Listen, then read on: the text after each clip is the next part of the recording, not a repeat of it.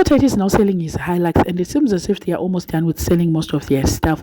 Mangwana and dollar stay of the month. Regaituona kuti chinenge zvakamira sei. I'm so shocked kuti ko Hilux yakuenda kupi, and ukatoona Tight akuendesa akutengesa Hilux unotonatsoona kuti zvinhu zvacho zviri serious, because there's no way yaangatengesa motikari yaanoda zvekudaro, because motikari iyi yakatengwa kudhara and it seems as if yaidiwa.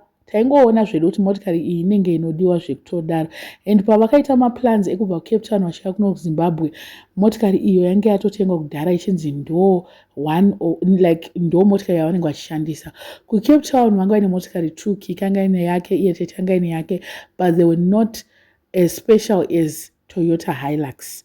But mukomana ari kuti kana muchida uyai zvenyu. Hans selling our Hilux. Inbox us if you are interested.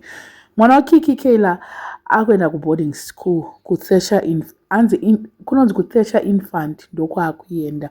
Tete Tight ade kunyeperana, vari kumbomira zvavo, vabva vakanda joka because tawanda uya wandikauya nevidhio nezuro ndichiti vakuda kutora kamwana. Tawanda akuda kutora mwana wake, but anyway abva hanzi nhasi aiwa mwana uya wamuda kutora tikutomuendesa kuboarding school, not just a boarding school but one of the best.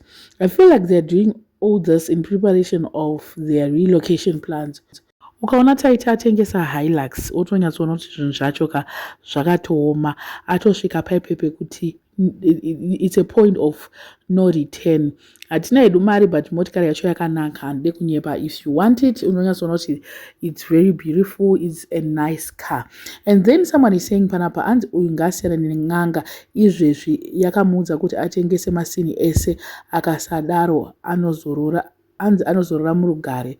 Hanzi Gogo Chiuru ndo vakaudza vanhu ava kuti vatengese maproperties. Handizi yangu ipapo kuti Gogo Chiuru ari kupinda papi. I'm just surprised with this move, and I can't wait kuti tione kuti next destination yeMupata family ichii, because zvemuZimbabwe zvacho zvinenge zvakutoremera. I think kuti it's not that rosy, havana kunyanyowirana nemagariro avanga vachita munomu. I don't know what you guys think. Let me know in the comment section what are your thoughts.